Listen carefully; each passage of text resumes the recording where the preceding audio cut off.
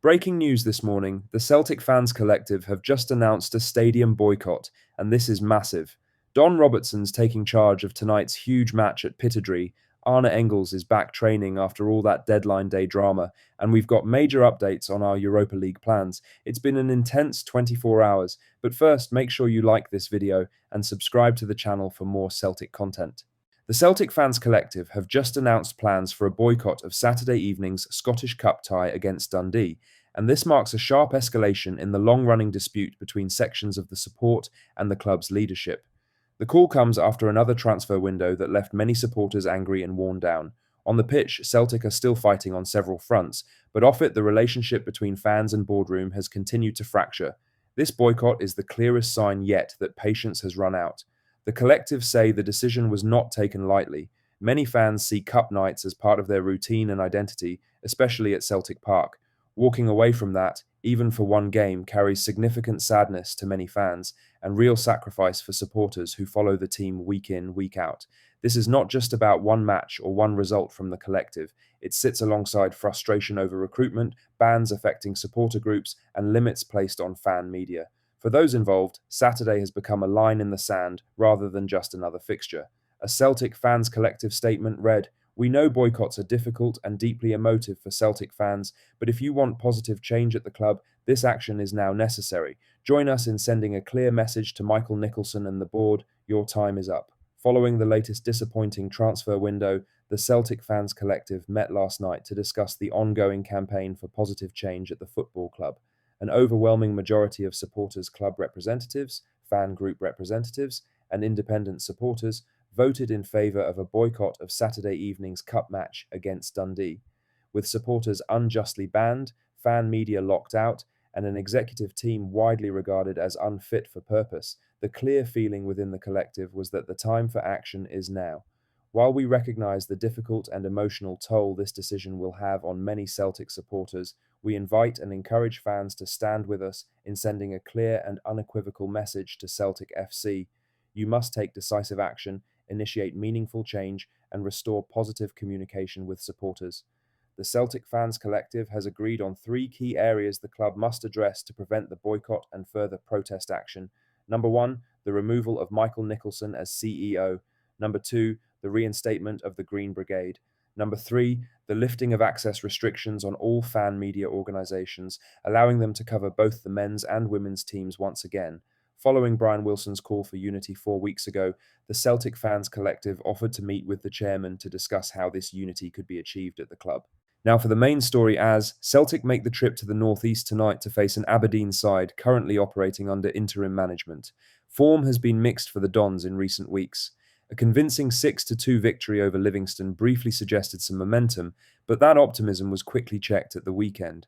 Many expected Aberdeen to build on that result away at Kilmarnock, only for the hosts to run out 3-0 winners. Celtic, meanwhile, have not always been fluent in recent outings, but results have largely continued to come. Across Martin O'Neill's 2 interim spells in charge this season, the Hoops have dropped league points just once.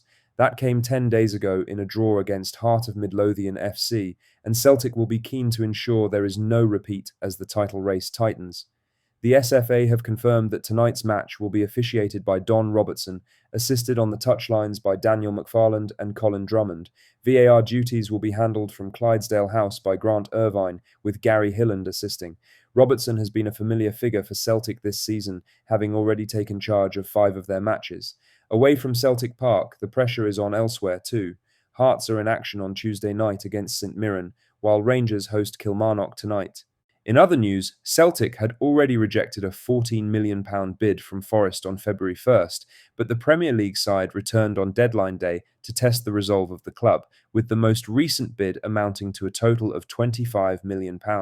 The club eventually rejected that third bid after much consideration, making it the highest bid rejected by a Scottish club. This sparked widespread discussion. It's a lot of money to turn down, but could the club afford to let go of a regular starter midway through the season, especially with a title fight on our hands? Reports then suggested that Engels was unhappy at being denied a move down south. Though the club have been quick to post an image of Engels in training today, and it doesn't exactly seem like a player who is mulling around the training ground.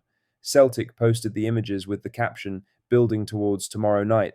Engels is professional enough to know that the deadline has passed and work continues. If anything, he'll be flattered at the Premier League interest, and maybe even more so at the fact that the Hoops rejected such a big offer. The summer window could tell a different story, but if Engels were to help deliver the title, he would leave at the end of the season with much appreciation. For now, it looks like he's set to start against Aberdeen tonight in what is yet another crucial fixture. Kickoff is at 8 p.m. In other news, the news comes as focus around Celtic moves away from the transfer window and toward what lies ahead in Europe. Deadline day brought activity but little certainty, and attention has quickly turned to how this squad handles a tough run of games. Trips like Stuttgart carry their own weight. European away ties demand fitness, depth, and composure in a way domestic matches often do not. Celtic know that well. Managing the squad becomes harder once travel, recovery, and hostile atmospheres are part of the picture. The timing fits. With the window closed and plans set, the club and supporters are now fully looking ahead. Stuttgart is not just another away trip. It will show how ready this group is for nights that push players to their limits. Glasgow Airport has announced the flight details for Celtic's Europa League playoff trip to Stuttgart. Flight information: outbound 8:30 a.m. to 11:20 a.m. on Thursday, 26th of February 2026. Inbound 11:45 a.m. to 12:35 p.m. on Friday, 27th of February 2026. For supporters, the flight details turn excitement into action. A straight trip, clear timings, and travelling together all add to the feel of a European knockout. Reports suggest the chartered flight is not coming cheap. Prices are understood to range from around £485 up to just over £600, making it an expensive option for supporters heading to Stuttgart. The next few weeks will give the answer. What matters is whether Celtic land in Stuttgart ready for the kind of night that can shape a season.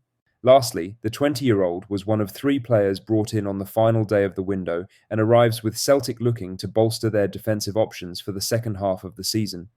Arthur's signing came despite his limited senior experience, with the central defender having made just 3 professional appearances so far in his career.